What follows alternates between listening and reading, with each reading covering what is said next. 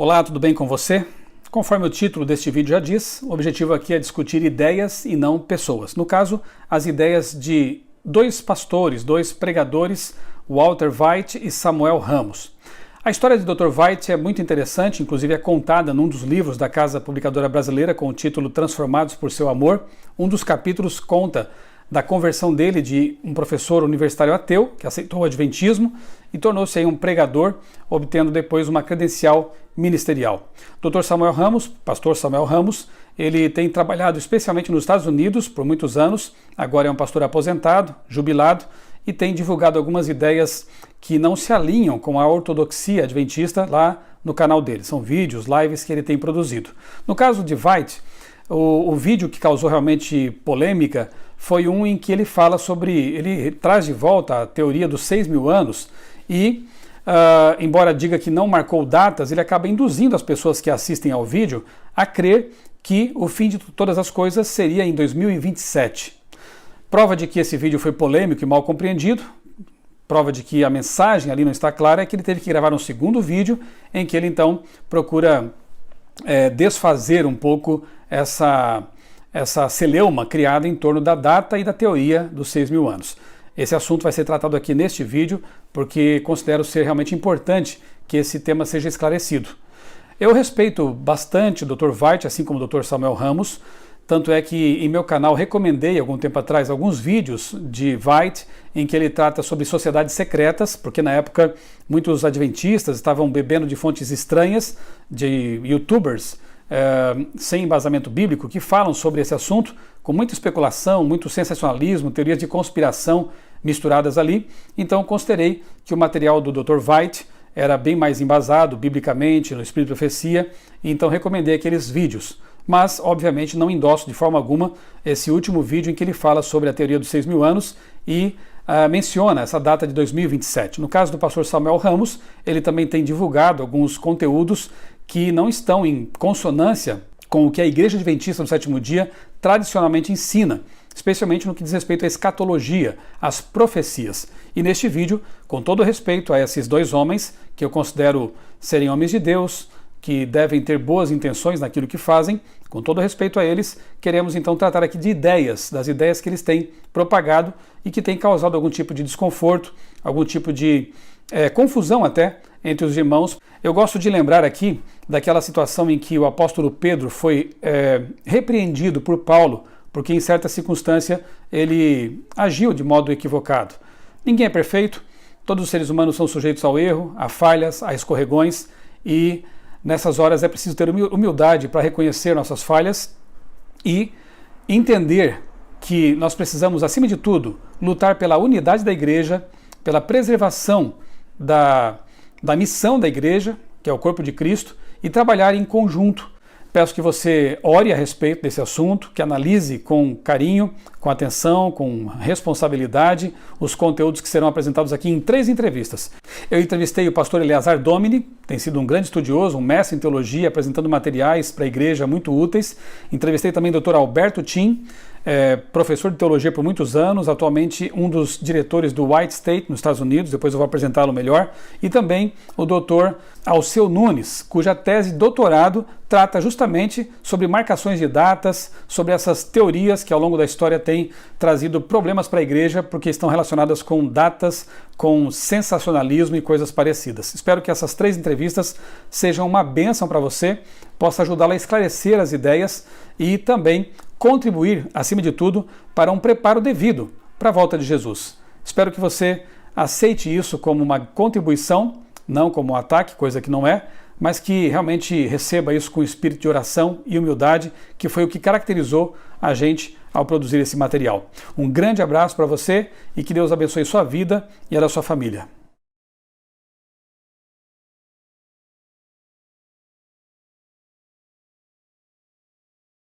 E o meu primeiro entrevistado neste vídeo é o pastor Eleazar Domini. Eu vou conversar depois com o pastor Alberto Tim e também com o pastor Alceu Nunes. O pastor Eleazar é bacharel em teologia pelo Seminário Adventista Latino-Americano de Teologia, o SALT, com sede na Bahia, e mestre em teologia na área de interpretação e ensino da Bíblia pelo mesmo seminário. Ao longo do ministério pastoral, ele atuou como pastor distrital em Santa Maria da Vitória, Bahia, Guanambi, Bahia, e em Vitória da Conquista, também na Bahia. Foi líder de jovens, desbravadores, aventureiros, universitários, comunicação e liberdade religiosa no campo da Missão Bahia Sudoeste, com sede em Vitória da Conquista. E atualmente pastoreia na linda cidade de Aracaju, lá em Sergipe. Ou aí em Sergipe, né, pastor Eleazar? Onde você está. Exato. Muito bem. Pastor Eleazar, muito obrigado por aceitar o convite para participar desse vídeo, cujo objetivo não é outro, senão esclarecer ideias, não é? E reforçar aí nos irmãos aquele bom espírito bereano de conferir, analisar, orar muito a respeito e tirar as próprias conclusões, não é verdade? Então, sim, antes de fazer a primeira pergunta para você, eu quero lembrar vocês que estão assistindo a este vídeo que nós estamos realizando umas lives. Toda sexta-feira, são 5 lives seguidas, já fizemos uma, sobre o Apocalipse. E tem sido assim uma bênção, realmente. Eu reuni aí um time de ótimos especialistas, 3 pastores que estão ali debatendo, dialogando sobre o Apocalipse, e eu estou ali como mediador, o moderador dessas lives. O pastor Eleazar é um deles. Então, fica aqui o convite para você assistir, acompanhar, se perdeu, conferir no meu canal aqui no YouTube, também nos canais dos 3 pastores, esses materiais, esses vídeos que ficaram gravados ali. Tenho certeza que serão um ótimo complemento, inclusive com relação aos assuntos que vamos tratar aqui neste vídeo, tá bom? Pastor Eleazar, o que Ellen White diz sobre a estrutura do Apocalipse? Bom, nós como adventistas do 7º dia acreditamos que a Bíblia, em especial as visões apocalípticas, elas seguem o curso da história. Nós temos então a linha que é conhecida como a linha historicista. E Ellen White, ela não vai ter uma linha diferente dessa. Ela apresenta uma linha historicista de interpretação profética. E eu queria compartilhar com vocês uma tela onde nós lemos o seguinte: as profecias apresentam uma sucessão de acontecimentos que nos levam ao início do juízo, diz a senhora White no livro Grande Conflito. E mais, ela diz assim: o livro de Apocalipse abre ao mundo o que tem sido, o que é e o que há de vir. É para nossa instrução sobre quem são chegados os fins dos tempos ou dos séculos. Nesse livro são descritas cenas que estão agora no passado e algumas de interesse eterno que estão ocorrendo ao nosso redor, ou seja, no presente, de suas profecias não terão seu cumprimento completo até o final dos tempos, quando ocorrer o último grande conflito entre os poderes das trevas e o príncipe dos céus. Entretanto, já na época de Ellen White, algumas pessoas começaram a interpretar profecias, jogando para o futuro, tendo um aspecto mais futurista do que historicista da revelação profética. E olha o que ela escreveu: os grandes sinais demarcadores da verdade. Preste atenção na linguagem que ela usa. Os grandes sinais demarcadores da verdade, mostrando-nos a direção na história profética, devem ser cuidadosamente observados, para que não sejam derribados e substituídos por teorias que trariam confusão em vez de genuíno esclarecimento. Olha, teorias que trariam confusão ao invés de genuíno esclarecimento. Alguns tomarão a verdade aplicável a seu tempo e pô-la-ão no futuro. Veja que esse já era um problema na época de Ellen White. Algumas pessoas iriam pegar as verdades aplicáveis para aquele tempo e jogar para o futuro. Acontecimentos na sequência da profecia que tiveram seu cumprimento no distante passado, ou seja, acontecimentos que já haviam se cumprido ao longo da história, são considerados futuros, e assim, por essas teorias, a fé de alguns é solapada. Então, exatamente, Ellen White aqui falando contra o futurismo, e ela termina dizendo assim: segundo a luz que o Senhor quis conceder-me, estás em risco de fazer a mesma obra, apresentando perante outros verdades que tiveram seu lugar e fizeram sua obra específica para o tempo na história da fé do povo de Deus. Reconheceis como verdadeiros esses fatos na história bíblica, mas os aplicais ao futuro. Eles têm sua força ainda em seu devido lugar, na cadeia dos acontecimentos que nos tornaram como povo o que nós somos hoje. E como tal, eles devem ser apresentados àqueles que se encontram nas trevas do erro. Você vai perceber, por esses textos que eu li, que a senhora White ela acreditava plenamente na visão historicista que a Igreja Adventista apresenta. Ela entende que as profecias elas vão tendo o seu cumprimento ao longo da história, as cadeias proféticas vão tendo o seu cumprimento ao longo da história, e ela rebate veementemente aquelas pessoas que tinham uma ideia futurista, ou seja, pessoas que pegavam profecias que já tiveram o seu cumprimento no passado e aplicavam ao futuro. Eu quero aproveitar, pastor Eleazar, já que estamos falando aqui, estamos focalizando, né, o livro do Apocalipse, para recomendar aqui para os nossos amigos, pelo menos 2 livros que eu tenho aqui comigo agora. Uma Nova Era Segundo as Profecias do Apocalipse, de Marvin Maxwell. Esse livro foi publicado pela CPB, Casa Publicadora Brasileira, um material muito bom. Se você quer conhecer, eu diria assim, a ortodoxia adventista, aquilo que a Igreja Adventista pensa com respeito às principais profecias do Apocalipse, esse é um dos livros ideais para isso, né? Tem também o volume sobre Daniel, desse mesmo autor. E eu tenho aqui um livro da Unaspress, que é a editora universitária adventista, lá do NASP, O Futuro, a visão adventista dos últimos acontecimentos, que reúne aqui artigos de grandes teólogos da igreja, material muito bom e que também traz aquilo que é o consenso, né, entre os estudiosos da Bíblia no Adventismo, né, e a igreja adventista. Eu sempre tenho dito que é importante você buscar águas cristalinas, né, fontes puras, a fim de formar a sua visão a respeito das profecias. Pastor Eleazar, tem alguma outra literatura que você gostaria de indicar? Além também dos artigos que eu tenho publicado em meu blog, inclusive muitos deles do pastor Eleazar mesmo, né? No outraleitura.com.br tem algum material ali interessante sobre profecia, sobre as trombetas, sobre um tema que nós vamos tocar aqui, talvez não assim tão aprofundadamente, mas vamos falar que é o metatauta, né? O que quer dizer a expressão grega? Aguarde, já vamos falar sobre isso. Tem um artigo lá no meu blog também. O que você indica aí para nós, pastor Eleazar? Olha, ali atrás vocês veem a coleção, esta coleção que é do Comentário Bíblico Adventista, o volume aqui também, que fala só não sobre... está aparecendo na imagem, mas é fantástica essa coleção. Fantástica. Ali é o pensamento da igreja. Ali é o pensamento da igreja. É o Comentário Bíblico Adventista do Sétimo Dia. Né? Exatamente, de maneira sintetizada. Então eu diria que é um excelente material de consulta. Quem puder, por favor, adquira. Você também pode adquirir este material aqui, Estudos sobre o Apocalipse, volume 6. É de uma série que foi produzida em inglês, ficou conhecida como Darkon. É uma série maravilhosa, fantástica, simplesmente fantástica. Esse material aqui em especial trata sobre o livro de Apocalipse. Tem 2 volumes, o 6 e o 7, que está sendo lançado pela Unaspress. Então, você pode adquirir esses materiais. Eu tenho certeza que vai ser uma bênção na sua vida. Então, Unaspress, a imprensa universitária adventista, né, do NASP Campus Engenheiro Coelho. Pastor, deixa eu aproveitar para ler aqui, antes que eu me esqueça, um trecho, uma citação de Ellen White em Atos dos Apóstolos, página 90, que, por sinal, também mencionei na nossa primeira live ali sobre o Apocalipse. Vou deixar aqui na descrição do vídeo o link para essa primeira live e depois você acompanha as demais. O texto é muito sério e eu gostaria que você acompanhasse com atenção, amigo, amiga, e tirasse suas conclusões a respeito disso também.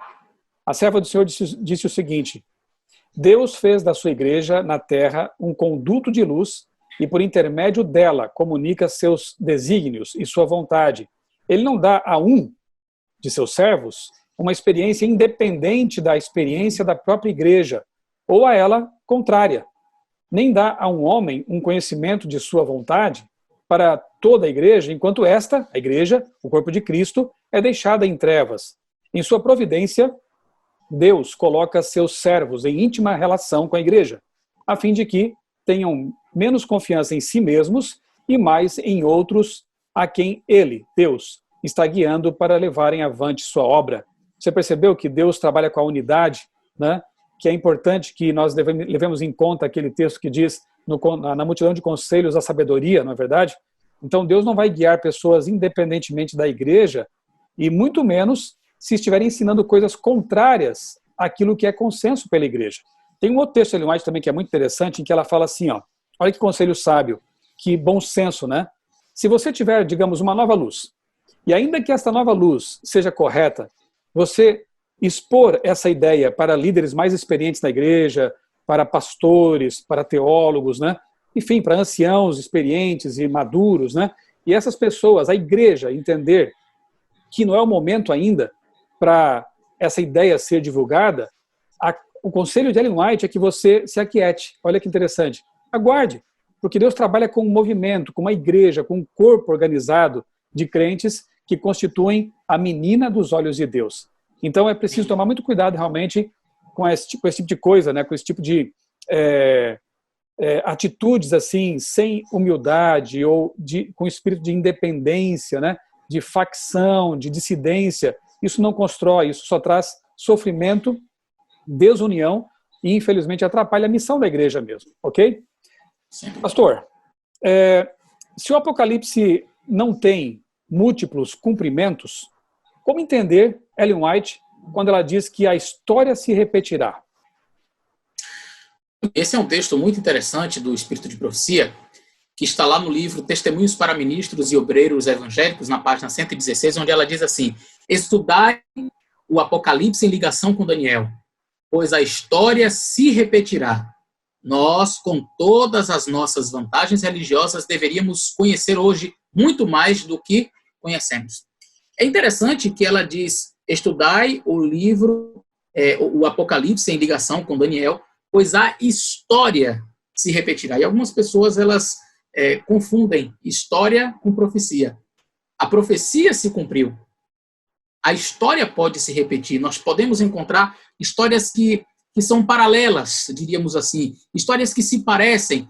Como dizia o sábio Salomão, não há nada de novo debaixo do sol, não é? Então, quando Jesus diz, por exemplo, assim, assim como foi nos dias de Noé, assim há de ser a vinda do Filho do Homem. Porventura, Jesus estaria dizendo que vai ter um novo dilúvio? Nós, então, todos agora ter que preparar a nossa arca, vamos botar os animais para dentro e aguardar, porque, afinal de contas, assim como foi nos dias de Noé, o que Jesus está querendo dizer é que a história se repetirá. Ou seja, o dilúvio, a profecia que Noé fez, cumpriu-se. Ponto. Acabou. Não vai ter um novo cumprimento do dilúvio. Agora, a história dos antediluvianos, o mundo antediluviano, em sua perversidade, em sua devassidão, em sua imoralidade, está igual aos dias de hoje. Percebe a história se repetindo? Então, quando a senhora White ela fala que a história se repetirá, e ela menciona isso por algumas vezes em seus escritos, ela não está dizendo que as profecias vão ter múltiplos cumprimentos. Ela está dizendo que ações do passado, histórias semelhantes no passado, estão acontecendo, podem acontecer em nossos dias. A história se repetirá, não as profecias. Muito bem, acho que mais claro que isso não tem como, né? Agora, quais são os erros interpretativos mais comuns quanto ao polêmico tema das 7 trombetas do Apocalipse? Chegamos então a este assunto realmente, como você disse aí, polêmico. Não precisaria ser, né? Mas tem sido. Não precisaria, é verdade, não precisaria ser. Vamos abrir a Bíblia então, no livro de Apocalipse, no capítulo 8, onde nós temos este assunto em evidência, não é?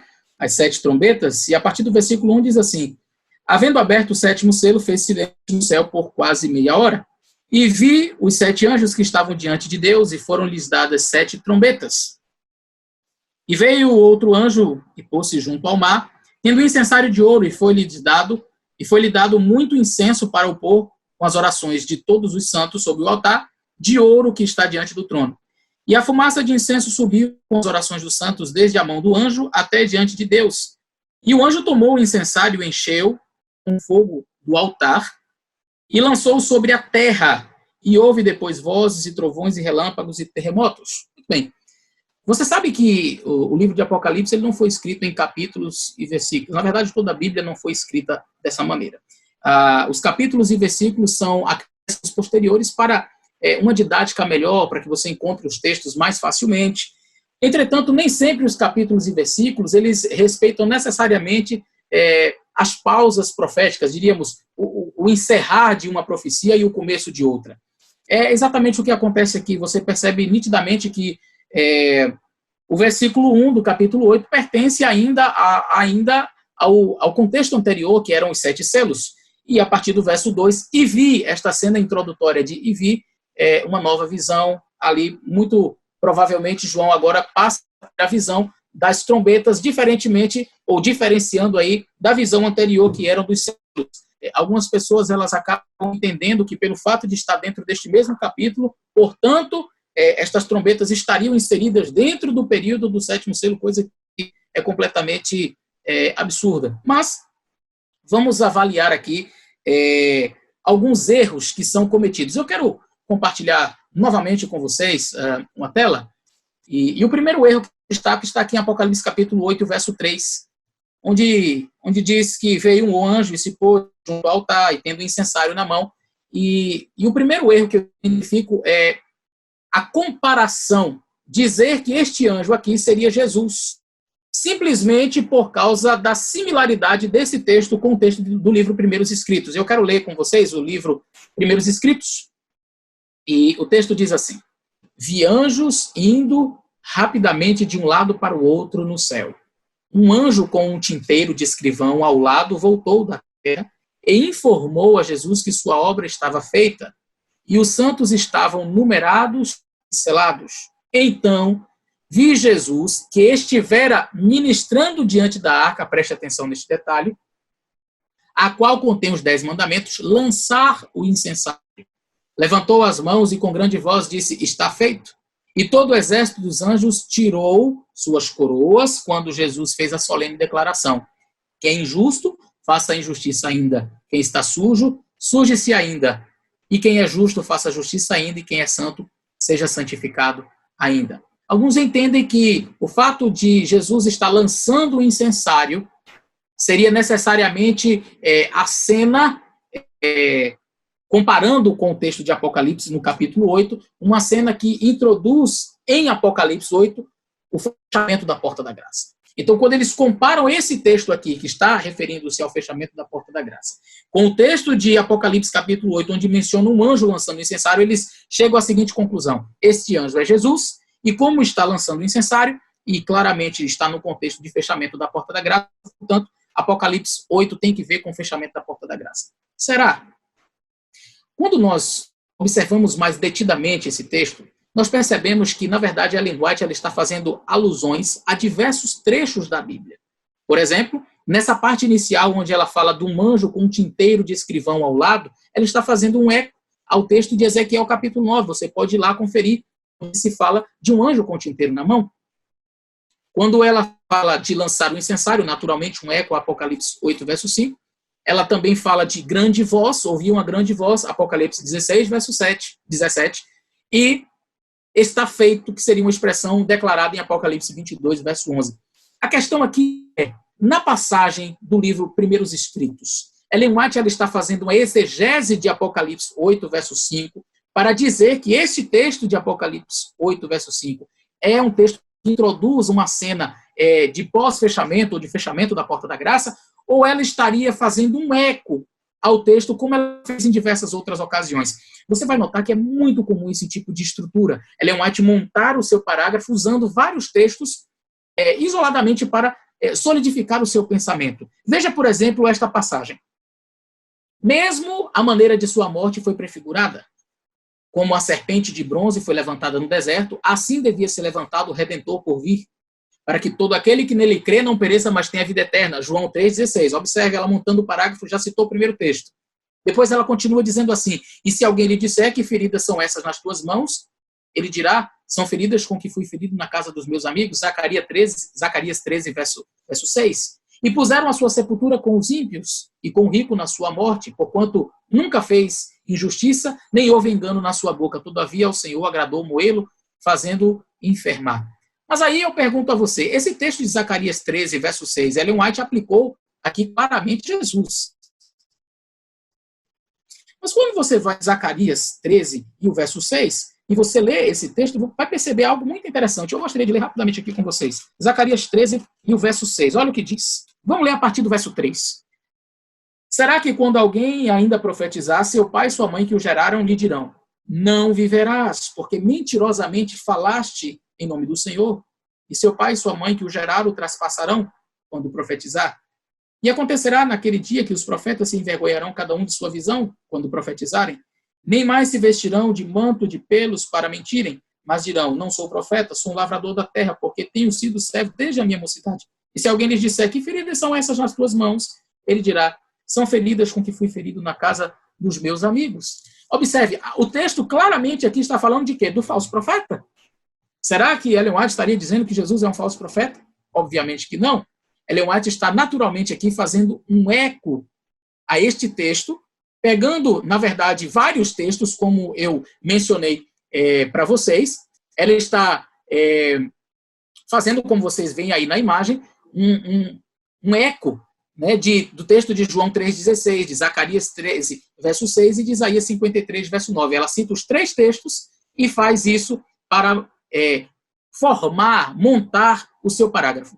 Esse tipo de exemplo você vai encontrar também em Mateus capítulo 2 e o verso 15, e Oséias capítulo 11, verso 1 e 2, onde diz que Israel ali era menino e que estava adorando os falsos deuses e etc. Israel apóstata, né? E o livro de Mateus diz, olha, do Egito chamei o meu filho, como uma referência a Jesus. Então, este é um uso comum tanto na Bíblia quanto no espírito de profecia. Um outro argumento que é muito utilizado é o fato de que o anjo de Apocalipse 8, e ali no verso 3, ele está segurando o incensário. E esta prerrogativa de oferecer o incensário, estar com o incensário nas mãos, era uma prerrogativa sacerdotal, portanto, só Jesus pode segurar o incensário. Note que no livro de Apocalipse, no capítulo 8, e os versos 2, 3, até o verso 5, não menciona o anjo fazendo um trabalho sacerdotal, apenas menciona que ele está segurando o incensário em suas mãos. E isso é um aspecto muito importante, porque o fato de um ser celestial estar segurando um incensário não o faz necessariamente um intercessor ou o coloca na posição de sacerdote, assim como era o Senhor Jesus Cristo. Mas se você olha no livro de Apocalipse, no capítulo 5, verso 8, lá diz assim, e havendo tomado o livro, os 4 animais e os 24 anciãos prostraram-se diante do Cordeiro, tendo todos eles harpas e incensários ou salvas de ouro, cheias de incenso, que são as orações dos santos. Veja, aqui no verso 8, nós temos 24 anciãos segurando os incensários ali, as salvas de ouro, contendo o incenso, que são as orações dos santos. E se você vai em Apocalipse 8, verso 3, veio outro anjo, pôs-se junto ao altar, tendo um incensário de ouro, e foi-lhe dado muito incenso para pôr com as orações dos santos. Perceba que é a mesma linguagem. Eu não posso dizer que estes 24 anciãos são Jesus. Então, a gente vai perceber, por esse contexto, que outros seres seguram o incensário no céu, mas isso não significa necessariamente que eles são os sacerdotes e que estão ali ministrando, fazendo o mesmo trabalho de Cristo ou substituindo o trabalho de Cristo, jamais. Que nós notamos? Primeiro, Jesus é quem ministra o incenso no livro dos primeiros escritos.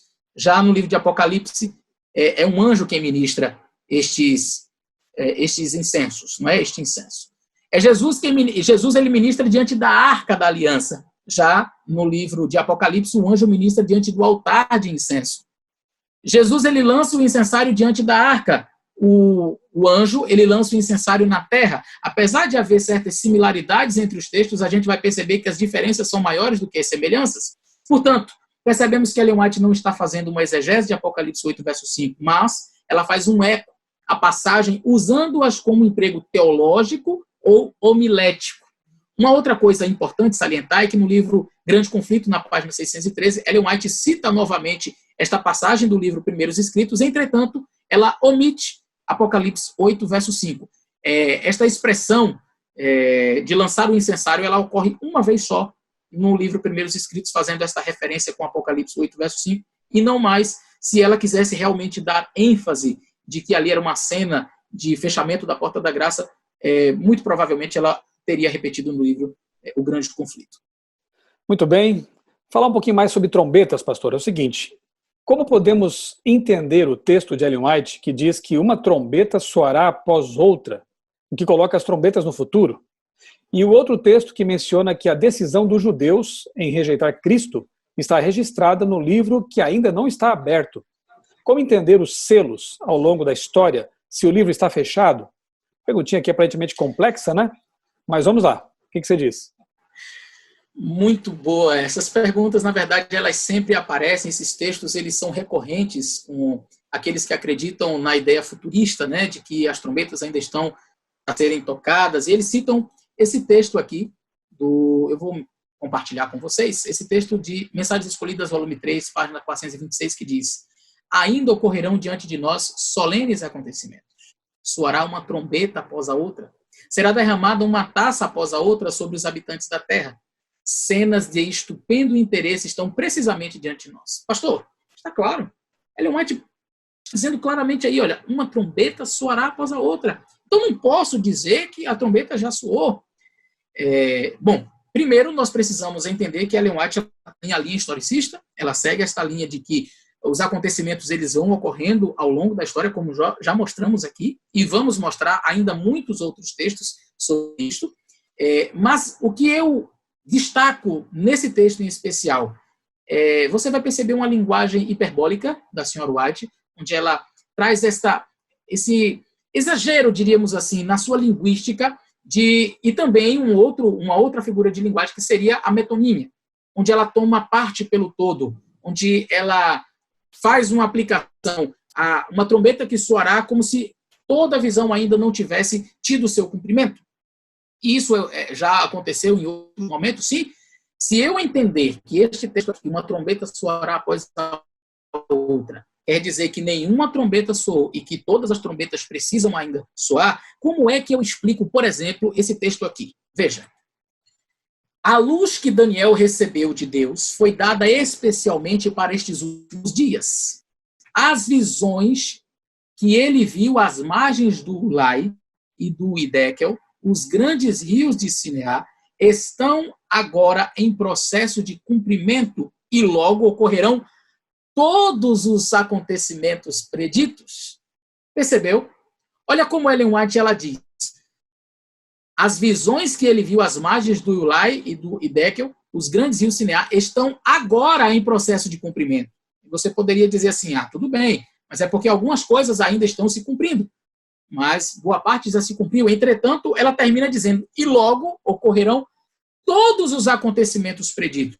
Eu preciso saber que visão é essa, que vai ocorrer tudo o que foi profetizado. E quando eu vou para Daniel capítulo 8, e o verso 2, eu vejo que a visão de Daniel, capítulo 8, verso 2, é exatamente essa visão mencionada, onde ele está diante do rio Ulai.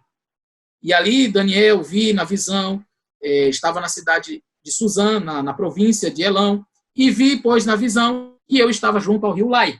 E lá no capítulo 10, o verso 4, você vai ver Daniel, no verso 4, diante do rio Hiddekel. Você conhece a visão do capítulo 8, eu não vou destrinchar aqui para você. Você sabe que a visão de Daniel, capítulo 8, ela é uma visão já praticamente toda cumprida. 98% dessa visão, eu diria, já foi cumprida. Por quê? Porque a visão trata do bode e do carneiro. O carneiro representando os reis da Média e da Pérsia, e o bode peludo representando o rei da Grécia. Depois, em Daniel 8:14, mencionado até 2.300 tardes manhãs, o santuário seria purificado. Nós já entendemos que isso está em 1844, já é uma profecia que se cumpriu. Eu diria que, na verdade, o capítulo 8 praticamente todo já está cumprido, faltando ainda um pedacinho da história por se cumprir.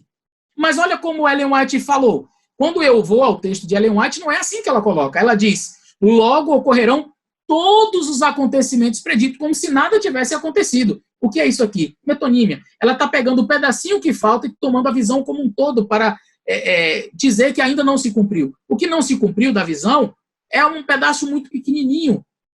O todo da visão já se cumpriu. A Medopérsia já passou, a Grécia já passou, né? O chifre pequeno cresceu, já fez a sua guerra contra os santos, o santuário foi deitado por terra, às 2.300 tardes e manhãs o santuário seria purificado, já começou o processo de purificação ali em 1844, Cristo já passou o lugar santíssimo, está ali como sumo sacerdote, ou seja, a profecia de Daniel capítulo 8 praticamente toda já foi cumprida, mas Ellen White tomou a parte pelo todo, a parte que não foi cumprida, como o todo da profecia não tendo sido cumprido ainda. Então, Pastor, como é que eu explicaria esse texto? Pois não. Pastor, quem sabe até pudéssemos dizer assim, logo todos os acontecimentos que faltam ser cumpridos se cumprirão. Exatamente, é o que acontece na mesma cena da trombeta. Nós poderíamos dizer, em outras palavras, a última trombeta que falta soar ainda soará. Quando ela diz uma trombeta soará após a outra, não é que nenhum dos acontecimentos já ocorreram, nenhuma das trombetas soou. Na verdade, não é isso que ela está dizendo. Ainda falta soar a trombeta na época dela e ainda na nossa época ainda falta a trombeta ser soada. Mas ela toma uma parte pelo todo e como se toda a visão não tivesse sido cumprida ainda, porque ainda falta uma parte ser cumprida. Então isso O problema, na verdade, pastor Michel, é que algumas pessoas têm dificuldade de ler e interpretar Ellen White. E se nós não interpretarmos corretamente o espírito de profecia, nós caímos em grandes enganos. Como, por exemplo, dizer que a Grécia, a Medopécia, e nada do capítulo 8 e do capítulo 10 de Daniel se cumpriu. Porque ela disse, logo ocorrerão todos, se são todos os acontecimentos preditos. Então, eu tenho que dizer que Daniel 8 e Daniel 10 não se cumpriram. Mas aí é um erro absurdo que a gente cometeria teológico, não é? Não podemos entender dessa maneira. Na verdade, as regras interpretativas ou a boa hermenêutica que se aplica à Bíblia também deve ser aplicada aos textos de Ellen White, né? De se fazer uma interpretação correta. Eu louvo a Deus porque nesse trimestre estamos tendo aí o privilégio de estudar uma lição da Escola Sabatina que trata justamente sobre essa questão da interpretação das Escrituras, né? Então devemos aplicar as mesmíssimas regras a ambos os textos. E assim nós corremos menos riscos, né, de fazer interpretações que violam o todo da obra, né, o todo da obra de Ellen White e também o todo da obra da Bíblia. Como é importante isso aí, né? Sim, e respondendo a outra pergunta, que foi aquele segundo texto, apresento ele também aqui para vocês. O texto é este aqui. Os sacerdotes uniram-se à turba ignorante, gritando exaltados, o seu sangue caia sobre nós e sobre nossos filhos. Aquele momento em que os sacerdotes ali rejeitam a Jesus Cristo, entregam para ser crucificado. E aí, olha o que Ellen White diz no livro Parábolas de Jesus, sobre esse texto. Ela diz assim, desse modo, os guias judeus fizeram a sua escolha. Sua decisão foi registrada no livro que João viu na mão daquele que estava sentado no trono. Está falando do livro selado?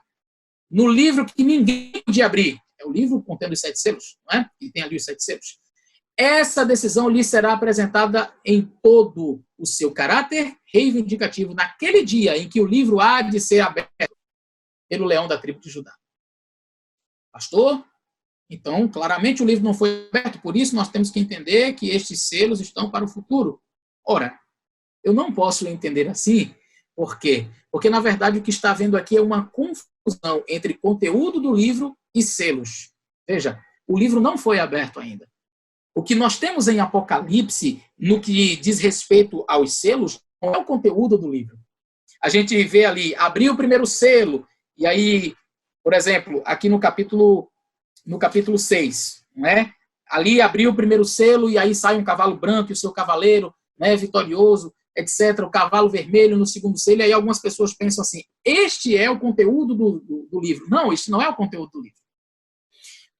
Imagine, para que você entenda, porque hoje nós temos livros assim, né? E a gente abre uma página e está todo aberto. Mas um livro selado, naquela época, na verdade, ele só era aberto completamente quando todos os selos eram rompidos. Para que fique fácil você entender, imagine um livro, eu tenho até aqui na biblioteca, mas eu vou explicar e você vai entender.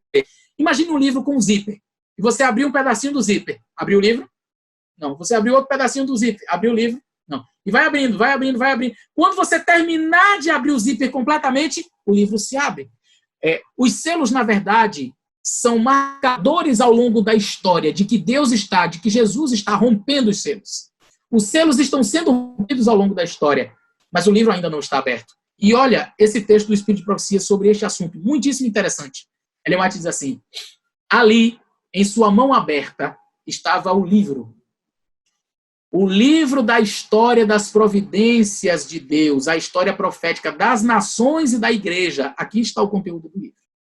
O livro conta a história das nações e da igreja. Nele estavam contidas as declarações divinas, sua autoridade, seus mandamentos, suas leis, todo o simbólico do eterno e a história de todos os poderes dominantes e nações. A história do planeta Terra está ali.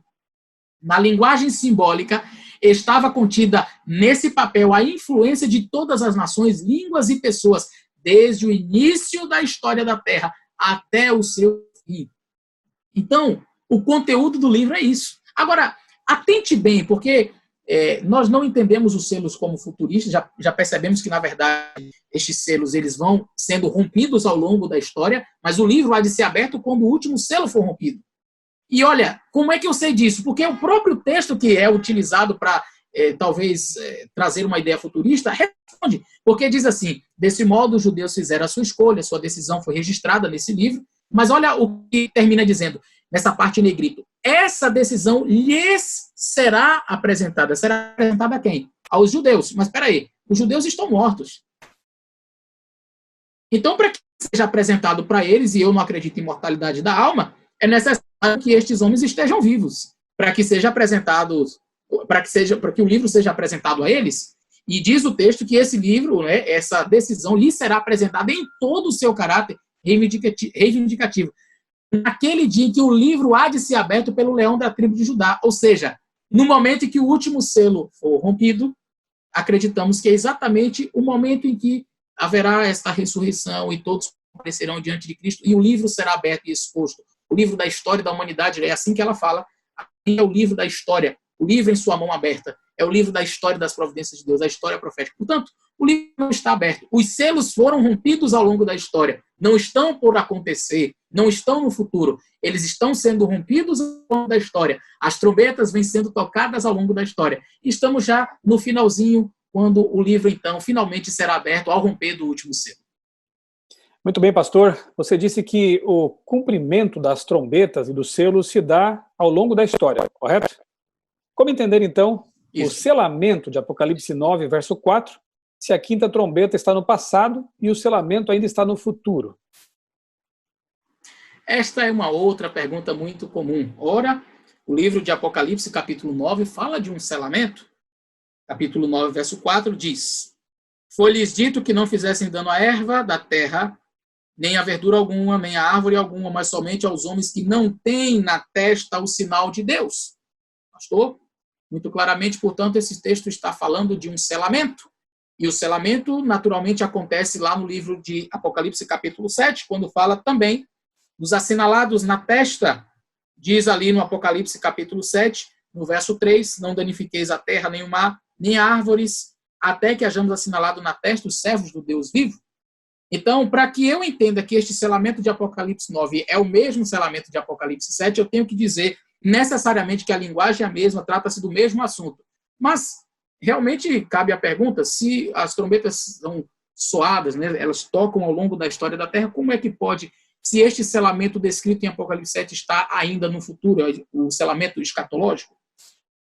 Primeiro, nós precisamos entender que a Bíblia fala de diversos selamentos. A Bíblia não só menciona um tipo de selamento, você tem os selados com o selo da promessa, você tem os selados com o Espírito Santo.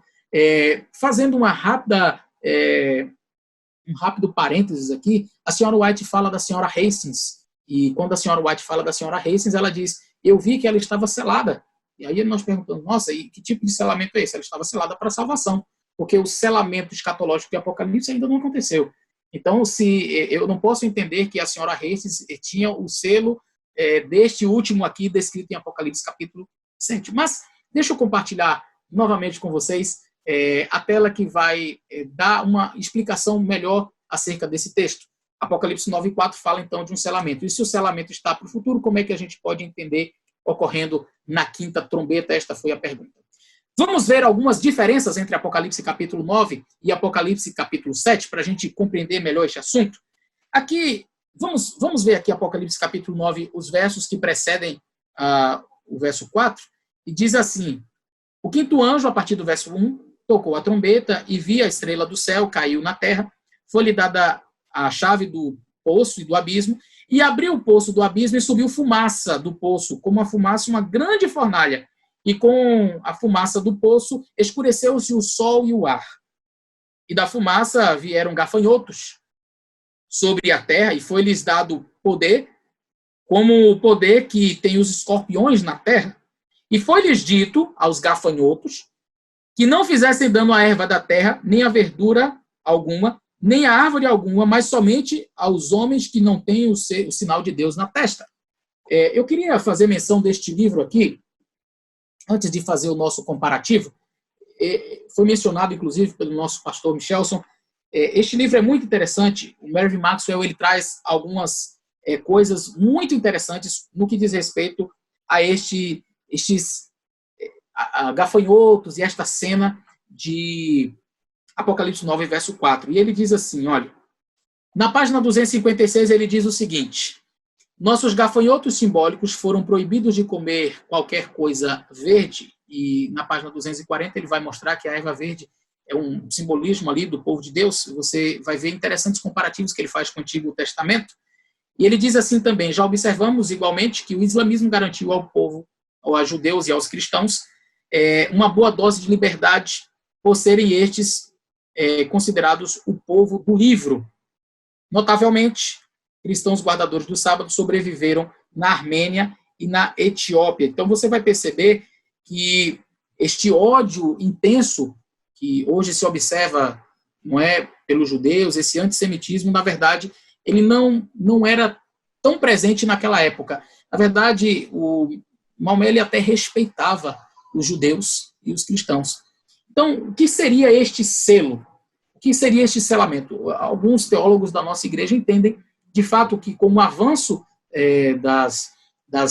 dos exércitos de Maomé, por conta de que o cristianismo havia apostatado, e aqui nós temos aqui juízos divinos recaindo sobre o povo de Deus, e aqui eu já faço um parêntese rápido, porque algumas pessoas entendem que as 7 trombetas são uma contrafação dos juízos de Deus, e que seriam aqui, portanto, juízos do diabo. Não tem nada a ver.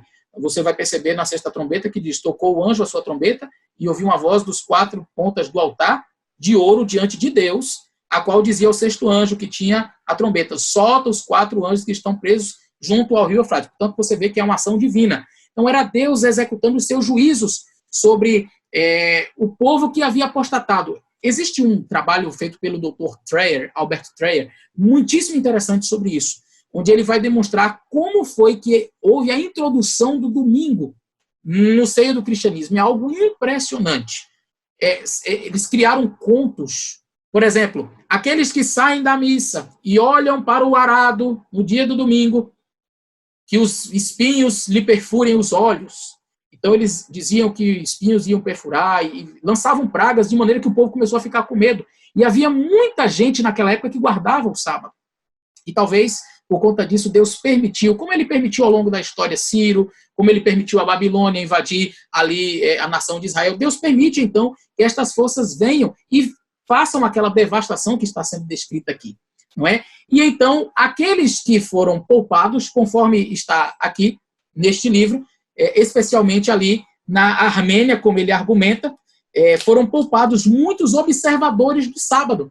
Muitos observadores do sábado foram poupados porque ali na Armênia, deixa eu ler aqui, Armênia e Etiópia, muitos desses que resolveram ser fiéis a Deus foram poupados deste massacre. Mas vamos ver as diferenças que existem entre os capítulos 7 e o capítulo 9. Veja, no capítulo 7, nós observamos que 4 anjos seguram os ventos. Já no capítulo 9, são os gafanhotos com poder de escorpião que estão em cena. No capítulo 7, a ordem era para não danificar a terra, e o mar e as árvores. Preste atenção, terra, mar e árvores. Já no capítulo 9, não era para danificar a erva da terra, nem verdura e nem árvore alguma. Você vai perceber que o único elemento comum é árvore. No capítulo 7, são os ventos que danificam a natureza. Se você observar no capítulo 7, diz assim, no verso 1, os 4 anjos, né, que estavam segurando os 4 ventos, para que nenhum vento soprasse sobre a terra, nem sobre o mar e nem sobre árvore alguma. E aí você vai perceber mais no verso 2, que estes elementos seriam danificados. Já em Apocalipse capítulo 9, são os gafanhotos que danificam.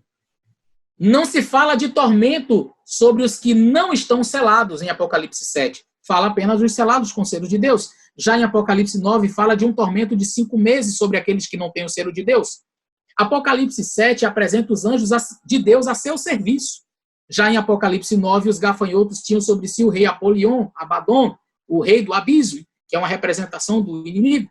O foco de Apocalipse 7 está nos selados com o selo de Deus. Você vai perceber que o foco de Apocalipse 9 está nos não selados, naqueles que são atormentados. Portanto, nós podemos perceber claramente as grandes diferenças que existem entre o selamento de Apocalipse 7 e o selamento de Apocalipse 9. São coisas diferentes, são eventos diferentes que estão no passado e que não têm o seu cumprimento escatológico como Apocalipse capítulo 7. Só para complementar, o Dr. John Paulin, neste livro aqui, sobre este selamento de Apocalipse 9:4, ele diz o seguinte: esse argumento, porém, assume vários pontos que precisam ser demonstrados. Primeiro, que o selamento significa exatamente o mesmo em ambos os contextos, e a gente já acabou de ver que são coisas completamente distintas. A gente percebe pela própria estrutura, a linguagem é diferente. Segundo, que o selamento está limitado ao fim dos tempos, ou seja, não existe nenhum outro tipo de selamento, só existe o selamento de Apocalipse 7. Isso, evidentemente, não é verdade. E terceiro, que as opiniões de Ellen White sobre o selamento de Apocalipse 7, 1 a 3, se aplicam também a Apocalipse 9, verso 4. E ele termina dizendo assim, no último parágrafo, neste sentido, seja o que for que Ellen White compreendia em relação ao Apocalipse 7, 1 a 3, ela nunca citou o Apocalipse 9, verso 4 em um contexto de fim dos tempos. Assim, é imprudente assumir o que ela mesma jamais declarou. Portanto, Ellen White nunca colocou o selamento de Apocalipse 9, verso 4 como no contexto escatológico, sempre quando ela o faz a partir de Apocalipse 7. Então, ela nunca fez este vínculo que alguns tentam fazer entre Apocalipse 7 e Apocalipse 9 para dizer que trata-se do mesmo selamento. O selamento de Apocalipse 7 está para o futuro, quando nós acreditamos que o povo de Deus será selado e o povo da besta também será selado. Apocalipse capítulo 9 é uma referência ao mundo islâmico ali, às suas conquistas, e é um selamento completamente diferente. Para isso você pode acompanhar melhor esta leitura e também materiais do Dr. Alberto Treyer sobre este assunto. Ok. O título deste vídeo é Trombetas Fora do Tom, ou seja, a ideia de que realmente há pessoas pregando mensagens que não têm respaldo bíblico e muito menos nos livros de Ellen White. Agora, já que estamos dizendo que essas mensagens estão fora de tom, é o toque errado à trombeta, vamos dar o sonido certo, né? E a pergunta então é, qual a interpretação, a compreensão adventista com respeito às trombetas? Essa é uma pergunta interessante e eu quero dizer, pastor Michelson, que a igreja, desde os seus primórdios, desde os seus pioneiros, já tinha a mesma visão historicista que nós temos hoje. Eu quero apresentar alguns textos para vocês. Segundo o doutor João Pulim, os pioneiros adventistas do sétimo dia compreendiam os selos, as trombetas e o capítulo 12 de Apocalipse como apresentando 3 linhas paralelas que abrangem toda a era cristã. Os 7 selos se dispunham em posição paralela às 7 igrejas, como um período dos grandes períodos da história cristã. As 7 trombetas continham primariamente os juízos divinos. Perceba isso, os juízos divinos sobre as porções ocidental e oriental do Império Romano.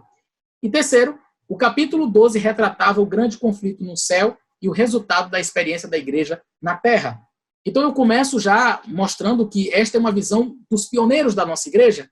Todavia, existem aqueles que defendem o futuro, um futuro segundo o cumprimento de certas porções do livro de Apocalipse, inclusive dos períodos de tempo. Okay? Esses intérpretes do fim dos tempos creem que os selos e as trombetas retratam acontecimentos associados ao fim dos tempos, em vez de uma extensão global da era cristã, como nós temos mencionado aqui. Os selos são geralmente compreendidos como retratando aspectos do juízo investigativo, que começou em 1844, e as trombetas são compreendidas como vindo em seguida ao fechamento da porta da graça, pouco antes do retorno de Cristo. Para alguns, então, estes são vistos como um segundo cumprimento. Só que aí nós temos alguns detalhes que precisam ser analisados. Se as trombetas elas soam após o fechamento da porta da graça, como é que nós podemos entender Apocalipse capítulo 9, verso 20, onde diz assim, vamos ler Apocalipse capítulo 9, verso 20 e verso 21. E os outros homens que não foram mortos por estas pragas não se arrependeram das obras de suas mãos para não adorarem os demônios e os ídolos de ouro, e os de prata, e de bronze, e de pedra, e de madeira, que nem podem ver, e nem ouvir, e nem falar.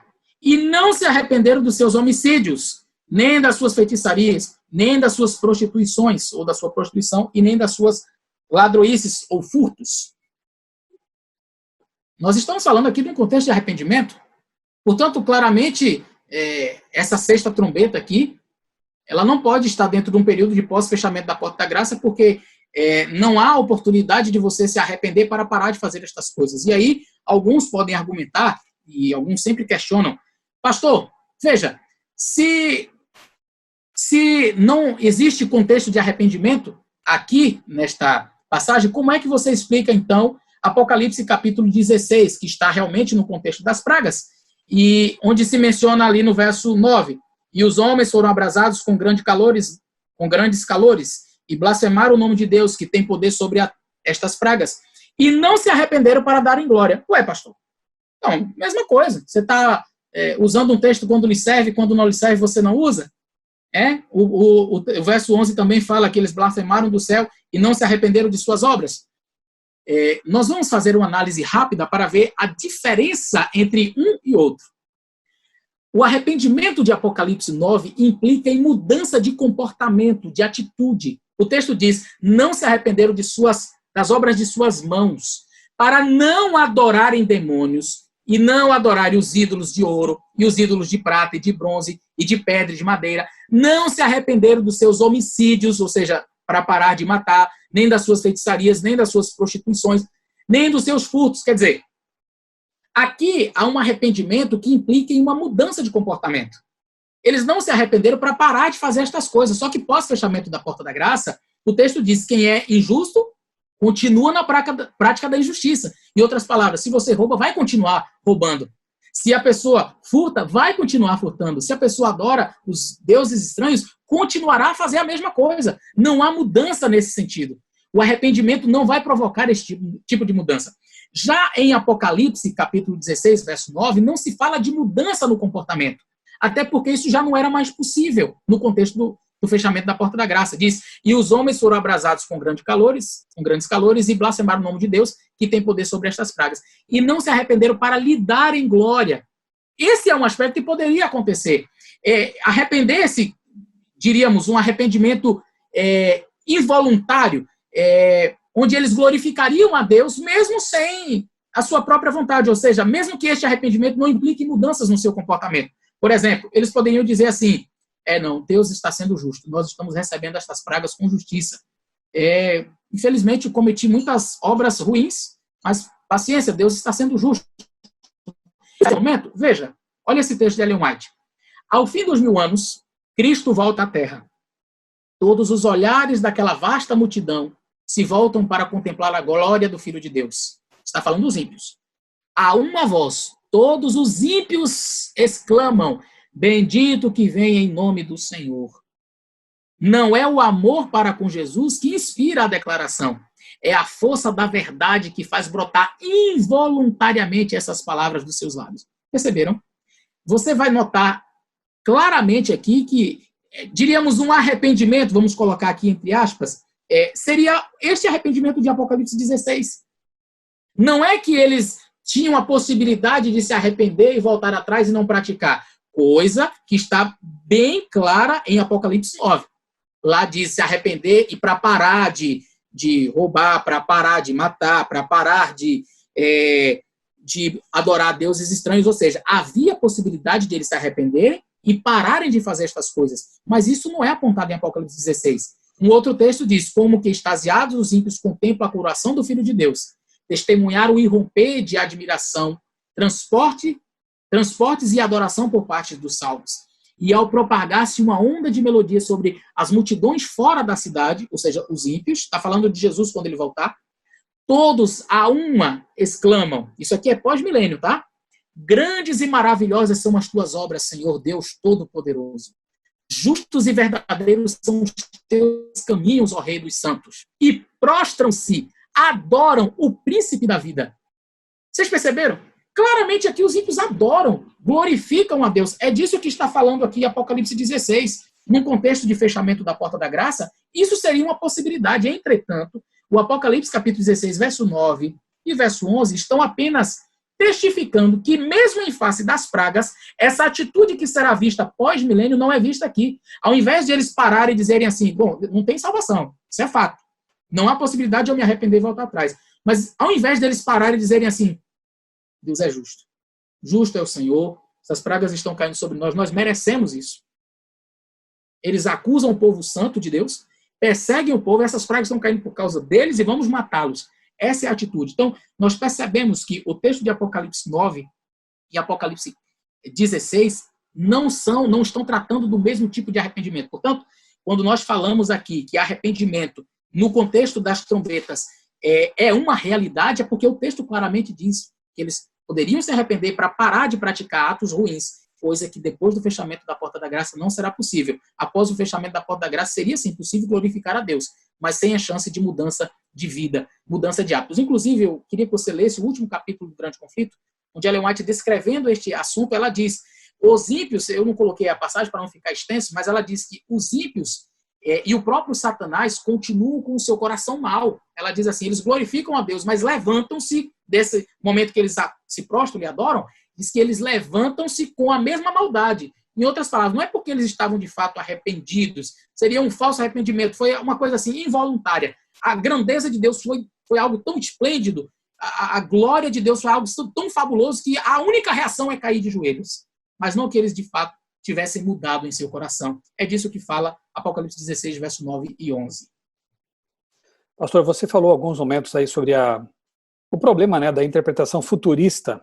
Eu vou voltar a esse tema daqui a pouco, quando entrevistar o pastor Dr. Alberto Tim, mas eu quero aproveitar aqui para ler uns trechinhos do Mensagens Escolhidas, volume 2. Vale a pena ler todo esse capítulo aqui, que está ali próximo da página 100, mais ou menos, em que Ellen White ela dá uma resposta a um tal de John Bell, porque ele estava pregando justamente que Apocalipse 14 teria uma aplicação futura, né? E olha que interessante como a história se repete, né? Isso aqui foi escrito em 1896 e ao longo da história, e hoje de novo, pessoas querem pegar textos que tiveram seu cumprimento ao longo da história e jogar lá para o futuro, né? Agora veja se as repreensões ou as admoestações, enfim, que ela faz aqui não se encaixam também para alguns, aí, na realidade de alguns hoje em dia. Ela escreveu aqui na página 102, temos um inimigo vigilante e está em constante atividade na mente humana que não teve experiência pessoal nos ensinos do povo de Deus pelos 50 anos passados. Alguns tomarão a verdade aplicável a seu tempo e pô-la-ão e a colocarão no futuro. Acontecimentos na sequência da profecia que tiveram seu cumprimento no distante passado são considerados futuros. E assim, por essas teorias, a fé de alguns é solapada. Esse é um dos objetivos por que eu decidi gravar esse vídeo com vocês e apresentar esse conteúdo, porque eu fico chateado quando vejo a fé das pessoas sendo solapada, sendo prejudicada a sua caminhada cristã com essas aplicações que violam aquilo que a igreja ensina, né? E que colocam expectativas frustradas em tempos, em momentos que muitas vezes passam e deixam aquele rastro de falta de fé, de tristeza, né, de desapontamento. Outro texto aqui na página 104. Não cessam, porém, de ouvirem-se as vozes. Isto é verdade, eu tenho novo esclarecimento, nova luz, né? Mas esses novos esclarecimentos em sentido profético são manifestos em aplicar mal a palavra e levar o povo de Deus ao sabor das ondas sem uma âncora que o segure. E um último aqui, penúltimo, página 111 agora. É verdade que há profecias ainda por cumprir, mas trabalho bem errôneo tem sido feito vez após vez e continuará a ser feito por aqueles que buscam encontrar nova luz nas profecias e que começam por se desviar da luz que Deus já concedeu.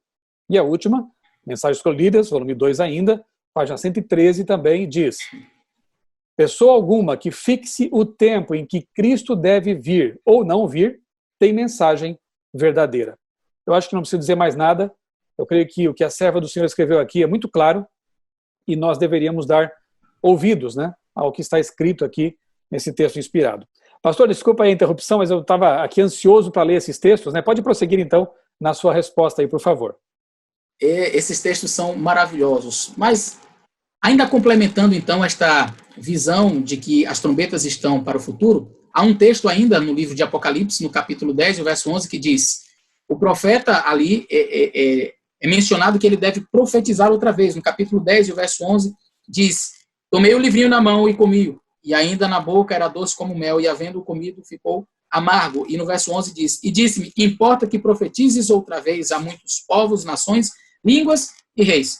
Qual a necessidade de se profetizar mais uma vez se a porta da graça já está fechada?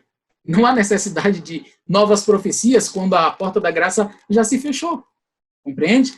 Mas e Ellen White? Será que ela tem algum texto que deixe claro essa questão das trombetas tendo seu cumprimento ao longo da história, ou que talvez essas trombetas estejam ainda para o futuro? Veja o que diz o Espírito de Profecia. Olha só.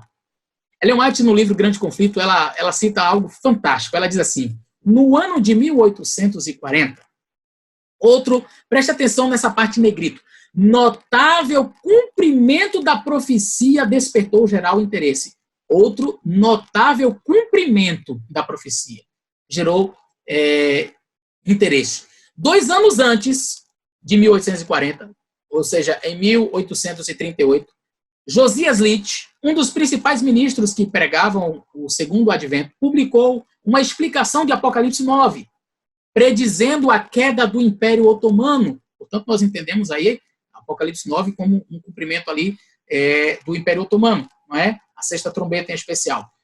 Segundo seus cálculos, essa potência devia ser subvertida no ano de 1840, no mês de agosto, precisamente.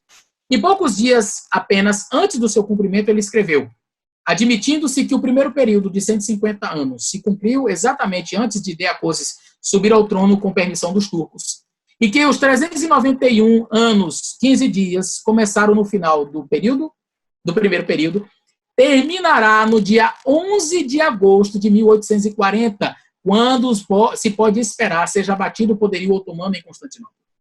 E isso, creio eu, verificar-se-á ser o caso. Isso aqui, palavras de Josias Litch. Ellen White transcreve no Grande Conflito. No mesmo tempo especificado, a Turquia, por intermédio de seus embaixadores, aceitou a proteção das potências aliadas na Europa e assim se pôs sob a direção de nações cristãs. E olha como ela diz: o acontecimento cumpriu exatamente a predição. Olha, se você vai ao período da sexta trombeta, em Apocalipse capítulo 9, ali fala de dia, hora e também do ano. Ali no texto é mencionado, eu queria ler Apocalipse 9, verso 15 com vocês, diz assim: foram soltos os 4 anjos que estavam preparados para a hora, o dia, o mês e o ano. Então, nós podemos perceber que há uma profecia que determinava o dia, a hora, o mês, o ano. E Josias Litch, ele conseguiu identificar isso aqui, impressionantemente, 2 anos antes. Ora, Michel, se você entender uma profecia que está por cumprir, e você dizer assim, olha, vai se cumprir no ano tal, daqui a 2 anos, legal, já, fantástico, você já acertou o ano. Acertar o mês, puxa, fantástico. Acertar o ano, o mês e o dia. Eu quero mostrar para vocês, inclusive, a imagem desta declaração de Josias Litch. Eu tenho o PDF original dessa revista, e olha só, aqui é a Sign of the Times, tá certo? Deste ano que foi mencionado aqui, em 1840. Olha só, aqui é a Sign of the Times, que contém o artigo de Josias Litch, está aqui na página 20, este artigo dele. Eu vou dar um zoom aqui na parte especialmente onde ele fala. Isso aqui é o próprio Josias Litch falando. E você vai ver aí, olha, onde ele menciona dia 11, olha, observe aí, ó, 11 de agosto de 1840, o Império Otomano vai ser quebrado, vai cair. E ele diz, eu creio ser este o caso. Ou seja, você percebe que Josias Litch, ele, estudando o Apocalipse 9, ele observou a quinta e a sexta trombeta, viu o cumprimento exato da profecia, predisse qual seria o ano, predisse qual seria o mês e ainda disse o dia, vai ser dia 11 de agosto. Ele escreveu 2 anos antes. Alguma pessoa, e no próprio artigo ele argumenta, alguns poderiam dizer assim, mas isso daí, será que vai se cumprir? Ele diz, olha, possa ser até que não seja, mas a data é essa daqui, pelos meus cálculos é isso daqui. E aí Ellen White vem e assina embaixo dizendo assim, olha, eu confirmo tudo o que ele disse. Quando ela coloca quando o livro Grande Conflito retrata este momento, quando no livro Grande Conflito esta citação é colocada, nós entendemos que Ellen White endossou, ela assinou embaixo, é como se estivesse dizendo assim, olha, o cumprimento desta profecia de Josias Litch tem o meu aval, tem a minha assinatura, viu? Cumpriu-se exatamente. Portanto, eu não posso entender que esta é uma trombeta que vai soar lá na frente. Já soou. Ellen White deu o seu aval ao cumprimento. Então, gente, nós podemos perceber aí os cumprimentos das profecias em cadeias proféticas ao longo da história sendo vastamente pregado por Ellen White, ensinado por Ellen White e pelos pioneiros. Pastor Eleazar, textos como esse que você citou aí são tão estrondosos, são tão conclusivos, que resta aqueles que discordam dessa visão adventista, muitas vezes só usar o tipo de argumento que é o seguinte: não, isso aí foi um texto adulterado, foi um texto acrescentado, mas olha, realmente é um argumento muito rasteiro, né? Na verdade, o ônus da prova pertence então àqueles que afirmam isso, né? Então provem, né? Porque, veja, o trabalho, e eu vou entrevistar daqui a pouquinho o pastor Tim, que é um dos depositários do White State, né? É um dos que cuidam ali do patrimônio literário de Ellen White, que foi um pedido dela mesma, em testamento, para que esse patrimônio fosse cuidado por pessoas especiais, pessoas escolhidas, votadas pela igreja. Então, ali tem um cofre, né, na sede mundial da igreja, que contém os manuscritos, os originais dos textos de Ellen White, estão lá guardados, e as pessoas podem conferir aquilo lá, né? E esse texto de Josiah ou Josias Litch, ele está ali no Grande Conflito, né? E Ellen White, ela supervisionava todas as revisões, todos os materiais que eram publicados, inclusive as compilações no tempo dela, enquanto ela estava viva, ela lia tudo isso e dava o seu aval. E ela autorizou que se fizessem no futuro outras compilações, mas jamais acréscimos ou modificações no conteúdo desses livros, né? Então, realmente, argumentar com base nesse tipo de coisa é muito rasteiro, eu diria assim, né? Pastor, para a gente encerrar... Na verdade, pastor Michelson, esse é um tipo de coisa que acontece com pessoas que defendem o antitrinitarianismo, por exemplo. Também, né? Eles usam esse tipo de argumento. Não, os textos de Ellen White são adulterados. Eu lembro que uma vez, conversando com eu mostrei uma cópia da letra dela, original. Peguei um PDF e mostrei a ele. Olha aqui, ó, o Espírito Santo é uma pessoa, estava lá, the Holy Spirit is a person. E ele olhou e disse assim, você vê, né, rapaz? A Igreja Adventista está adulterando agora até a letra de Ellen White. Puxa, quando a prova não está ali, quando ele não consegue, então ele parte para esse tipo, como você falou, um argumento baixo, rasteiro, né? Quer dizer, Ellen White escreveu, ela colocou, mas aí como eu não tenho como argumentar, não, isso aqui foi acrescentado, isso aqui foi adulterado, é realmente um argumento muito baixo. Olha, amigo, eu trabalhei alguns anos ali na Casa Publicadora Brasileira, na editoria dos livros de Ellen White. Atualmente eu sou editor da revista Vida e Saúde. Mas enquanto eu trabalhei com os livros de Ellen White, inclusive tive o privilégio de trabalhar na editoração e atualização da linguagem daquele box Mensagens de Esperança. E eu pude testemunhar o cuidado com que a gente trabalha com isso, sabe? A reverência.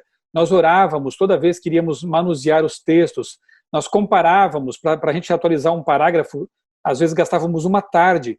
A gente comparava com a versão, lia, né, o texto original em inglês, comparava com o francês, com outras línguas, para ver como que os tradutores trabalharam. E mais, usávamos o dicionário Webster lá do tempo de Ellen White, de 1800 e pouco, porque não basta você pegar um dicionário inglês e ver como que as palavras elas são compreendidas hoje. Nós buscamos entender como era a acepção da palavra no tempo de Ellen White. Portanto, eu posso assim garantir, como alguém que trabalhou com isso, que é um trabalho muito carinhoso, muito reverente, muito cuidadoso e competente para alguém simplesmente dizer que é feito de qualquer jeito. Isso é uma acusação muito séria, né?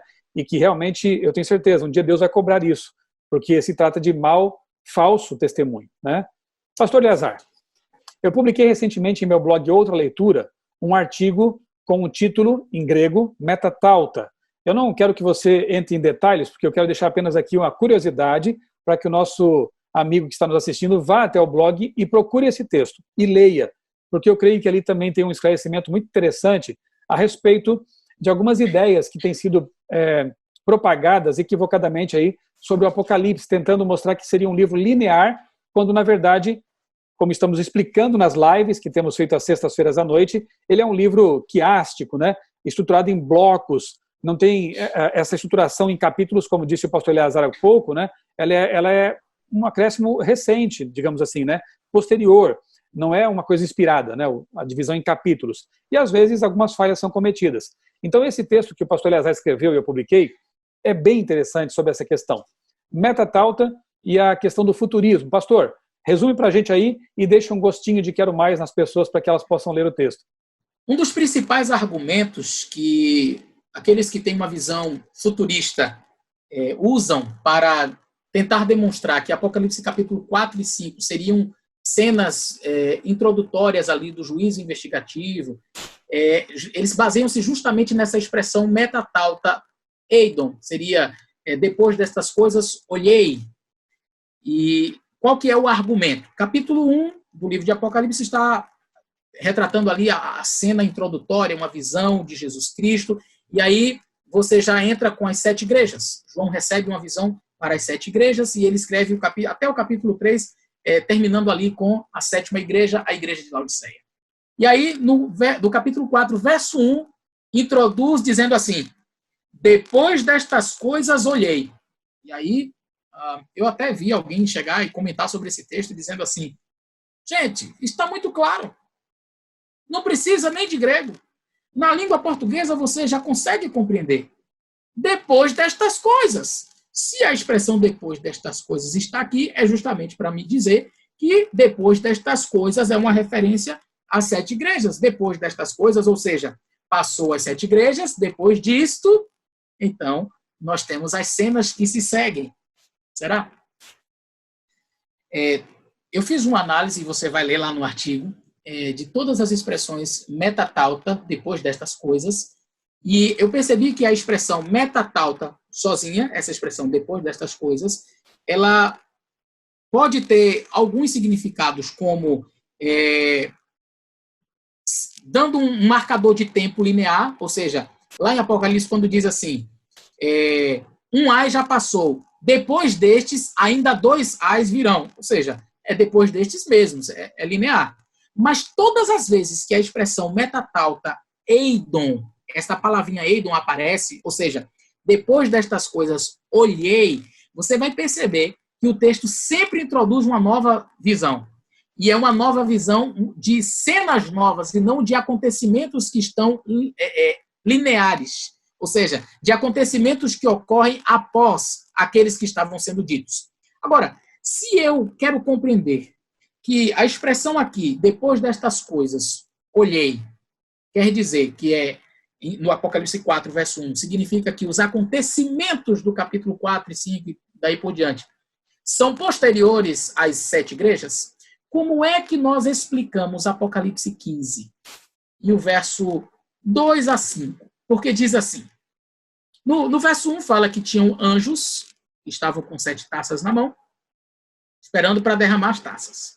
Aí o verso 2 diz assim, e vi como um mar de vidro, misturado com fogo, e também os que saíram vitoriosos da besta, da sua imagem, do seu sinal, e o número do seu nome, que estavam junto ao mar de vidro e tinham as harpas de Deus. Opa, eu estou vendo os salvos aqui, na descrição de João, eles saíram já vitoriosos da besta, então a luta contra a besta já é algo no passado, eles já estão no céu, já venceram a besta, o seu número, o seu sinal e tal, e cantava o cântico de Moisés, servo do nosso Deus, e o cântico do Cordeiro. Verso 4, eles ali estão descrevendo, ali no verso 4 está descrevendo o cântico deles, né? Quem não temerá o Senhor, etc. Aí o verso 5 diz assim, depois destas coisas, olhei, e eis o templo aberto no céu, verso 6, e os 7 anjos que tinham as 7 pragas saíram, e aí você vai lendo na sequência, entre o capítulo 16, que é uma continuação, onde mostra que as pragas começaram a ser derramadas sobre a terra. Agora eu pergunto, vamos seguir a lógica, né? A lógica diz, depois destas coisas, quer dizer, os acontecimentos são sequenciais. Então, muito bem, os salvos estão lá no céu, são vitoriosos, e depois destas coisas, as pragas são lançadas. É isso?